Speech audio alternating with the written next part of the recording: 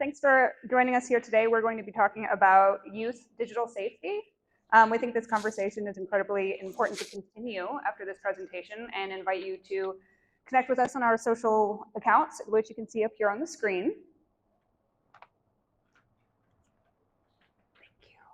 My name is Jennifer Funk. I come from a background in the United States Army Military Police Corps, and I currently work for a large retail company on their cyber defense team. I might need that. I'm Bailey Marshall. I also have a U.S. Army background as well. I did some time in IT as well as cybersecurity. I currently am a woman of many colors. I have many roles, but I am a customer engineer at Google. And I also work on the back end for the security recs, trying to share educational resources for highly technical concepts. So we just want to give a disclaimer that we're going to be talking about some difficult, hard to stomach topics. This is probably not what you would normally expect at a cybersecurity conference. However, in our opinions and to a lot of people that we've spoken to, these are topics that are very important to discuss and very important to have conversations about, because at the bottom of it, it comes down to safety, both online and in person. So we're going to be talking about exploitation. We're going to be talking about some statistics that come with that are specifically targeting our youth, and we may dive into a couple of these statistics that deal with that are sexual in nature and are dealing with suicidal tendencies. So as you can see, we've got some statistics up here. I ranked them from the smallest to the largest because 1 in 5 doesn't seem like a lot. It's a small number, but when you put that into how many people are in this room right now, I don't know, maybe 20, 25, that means 4 or 5 of you are potentially to have experience with this. But 1 in 5 children per year receive an unwanted sexual solicitation from someone they don't know. 1 in 33 children receive an aggressive sexual solicitation. So the difference is, one is pursuing and asking for either sexual messages or sending sexual messages to children. The other is being aggressive in nature and sharing violent communication and threats. 47,000 reports this past year of unwanted, of child sexual material that was available on the internet that was related to generative AI alone. We'll go into a little bit more detail about how Gen AI affects these statistics now. 47, did I say 47,000? 4,700, still a huge number. I was not a math major. Math is not my forte, I can only speak. 12,000 victims, 12,600 victims of sexual sextortation of minors. We'll discuss what sextortation actually means and what that looks like with some case studies that we have upcoming. And 50,000 predators are actively online at this given moment, searching for ways to exploit children, minors under 18 years old. So if those statistics, I got them from the Department of Justice, FBI, National Center for Missing and Exploited Children. If those statistics aren't alarming enough in and of itself, the next case studies will shed some light on the situation. So how many here have heard of Roblox? You don't have to play it, but everybody kind of heard of Roblox, similar to Minecraft. Roblox is an online platform that allows users, both youth and adult users, to play games created by themselves, created by others. It's really good for if you want to get into, get your kids into coding and programming and things like that. It's a really cool tool to use. Also, it's really fun because kids like to create things, they like to do puzzles, and the online nature of our current generation upcoming is much more prevalent, especially after COVID, because everything is online. Everything is available to anyone, anywhere. So, turn on the light center. Roblox has currently 79.5 million active users a day. and 32 million of those are users under 13 years old. That doesn't even include the teenagers, 13 to 18 years old, that are still falling into a minor category. The chat feature of Roblox is what is the most concerning feature that you should be aware of. This chat feature allows anybody to have unadulterated access to anybody else playing the game. Now, there are parental controls that you can implement and put in place to disable the chat features, but if you're like most of us who work jobs, we're busy, our kids are online playing what seems to be an innocent game, if you haven't put parental controls on there, you don't know they're available, your kid could have access to talk to basically anybody on the internet of those 79.5 million users daily. So I keep touching the light button. I see it on the screen here and not here, so my ADHD is kicking in. So in May of 2024 this year, parents went to the police and reported that their 10-year-old daughters were being exposed to, and that a perpetrator had threatened to shoot up their elementary school. Now, to go into a little bit more detail about this specific situation, the 10-year-old girls played Roblox. Friends across a group, maybe 5 or 6 girls, they used a Zoom call to chat with each other verbally and on video with each other while they were playing Roblox.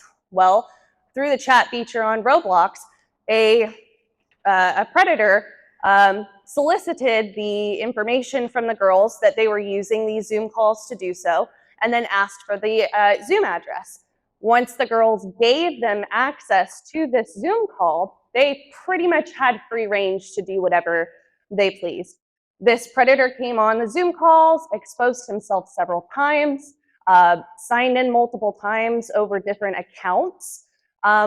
These are 10-year-old girls. When I was 10 years old, I had no idea how people would do changing your username. That just didn't make sense to me as an elementary schooler. So in their minds, they're thinking now multiple people have access to them.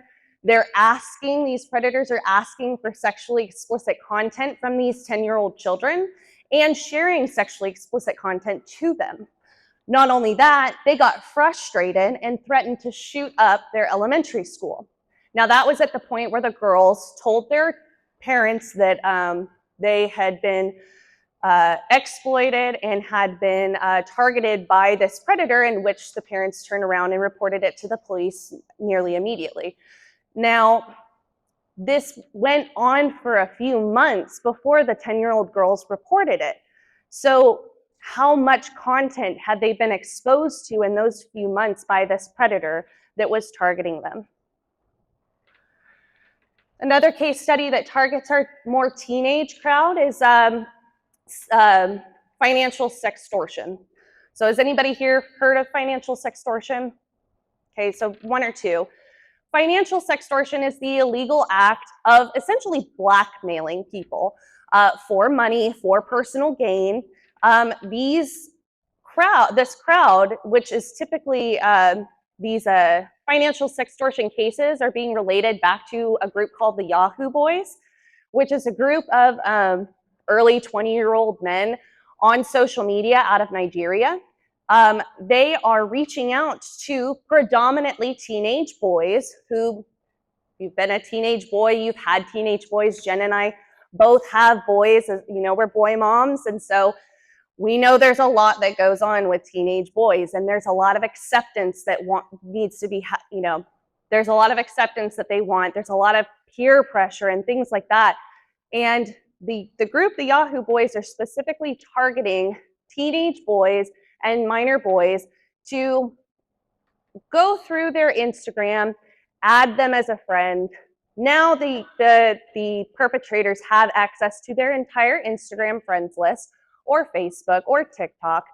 They will go through, pose as a teenage girl, start sending AI-generated or stolen explicit pictures as a teenage girl, and then request explicit pictures in return. Then, when succumbing to pressure, these teenage boys are sending explicit pictures because they think who they're speaking to is another teenage girl the perpetrators are turning around and demanding a ransom for their nude pictures, saying that they have access to all of their social media following, they have access to their friends lists, their families, and basically pressuring these young adult boys into submission to either pay the ransom or their sexual photos are going to be exploited to their friends groups. 93% of teenagers are on social media at this point. So everybody that has kids in here probably has someone that's on social media that's a minor or knows someone that is. The main ways that they're doing this is Instagram and Snapchat. Another one is Wiz that I'm not too familiar with, but it's international. But one of the case studies that comes to mind with the Yahoo boys is this is not just an exploitation of children. This is a pressure that is being put on these young men and women. Now they're making decisions with their lives. So as of the time of writing this specific act has contributed to at least 22 known cases of suicide by teenage boys. 22 young men have chosen to take their lives because of the acts of the Yahoo boys and similar groups, because they're being sexually exploited online. One of the, on September 5th of this year, actually, just a couple weeks ago, two of the brothers that were involved in the Yahoo boys, they were sentenced to only 17 years for acting in a manner that led to a 17-year-old boy's death, meaning they sexually extorted him and he chose to take his own life. That's a 17-year-old boy that's never going to see his family again. 17 years in prison. And another alarming, it's hard topics, really it is. The last comment on this slide I really want you to understand is a 15-year-old boy. These were some of the last Instagram messages that were shared with his, the person that was perpetrated as sexually exploiting him. I'm only 15. Why are you doing this to me? I'm only 15. You're going to ruin my life. And 5 minutes later, we lost that child.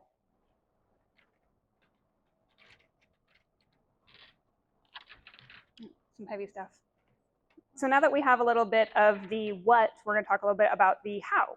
You might think that these people are trained and have access to unlimited resources or some type of, special access that general people don't have. But the reality is most of this information that's collected on the targets is through OSINT. OSINT is open source intelligence, which is gathered information that's publicly accessible. OSINT can be collected from a number of sources, such as regular search engines. Anyone with access to a search engine like Google can use advanced queries to pull very specific information about their target. Social media platforms are very commonplace for attackers to gather OSINT as well.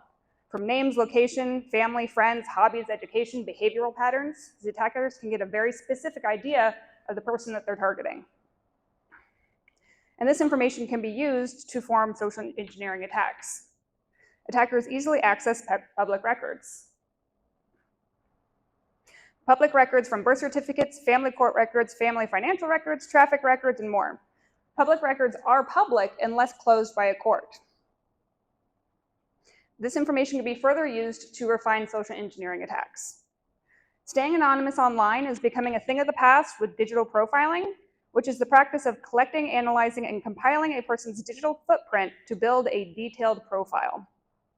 What starts as sharing a harmless email quickly points to a forgotten social media account, pivots to a phone number, points to an active social media account, and then an attacker can collect images, use AI-generated tools, and find your child's school's Facebook.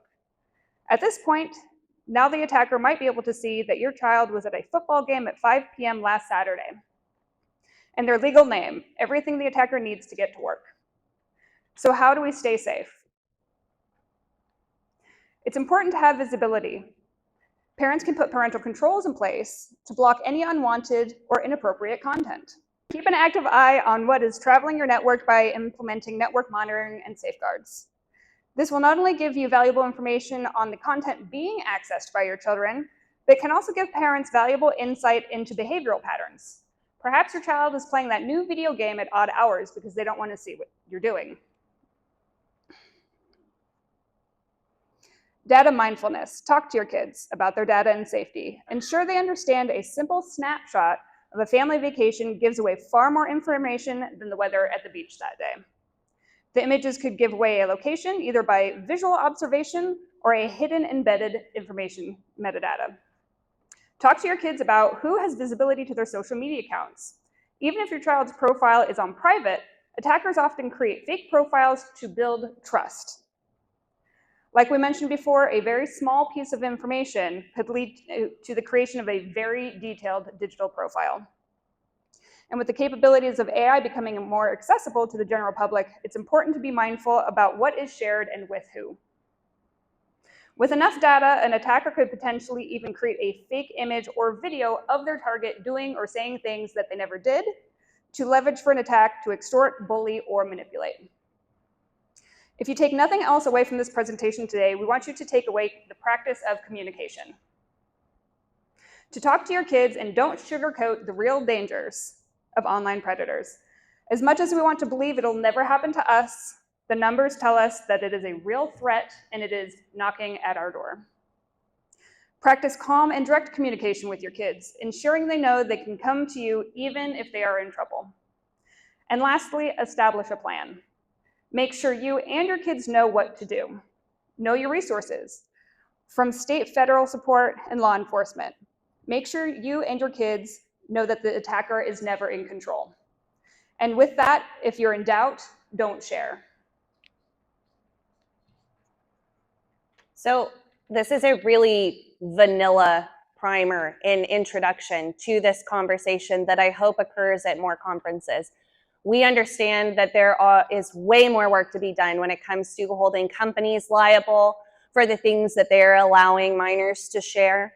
There's already some work being done. For example, Instagram, as of this week, has required teenage users under the age of 15 to have locked down profiles, but users over the age of 15 to 18 can still turn off this feature and make their accounts public, which still affects 3 years worth of minors.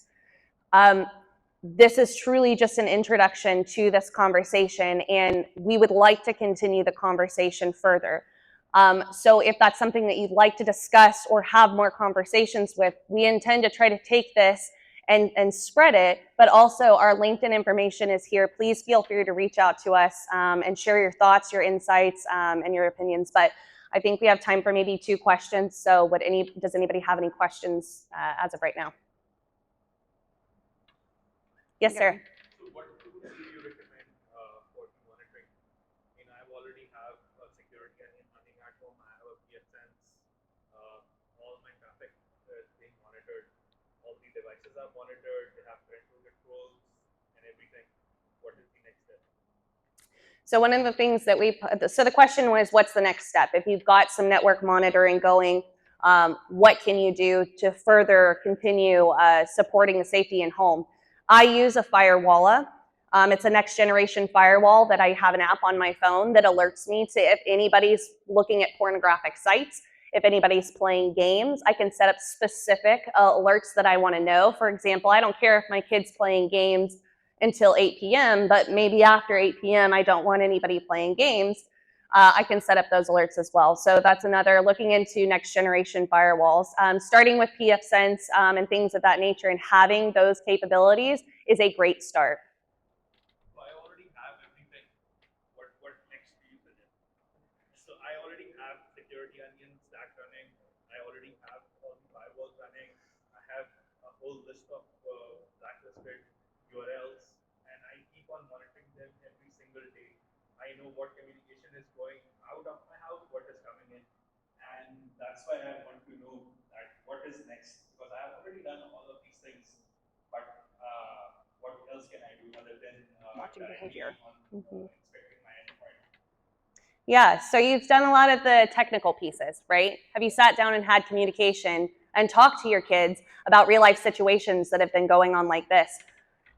Also, looking for behavioral patterns. If your kid is acting a certain way that's different than you know your kid to act, watching them and seeing how they're acting and reacting to things that you're saying. Because perhaps you bring up a situation that's similar to like what we just talked about now, and it seems to set off something that makes them emotionally distressed. Typically what that means, and I was a psychology major before, I'm not at all by any means a psychologist, or this is not medical advice at all, just my experience as a mother. But if I sit down and I say something that my child is currently engaged in, it seems to hit them a different way, and they respond a little bit more assertively with me, because maybe they feel like they've been caught, maybe they feel like we're onto them. Whatever the case may be, I'd rather be onto my child than let them go through something like this. I would be happy to take other questions. Jen and I will be here up at the front, but because I see a few people trickling in, we don't want to block off the space for others coming in. So Jen and I will be up at the front to answer additional questions. Thank you.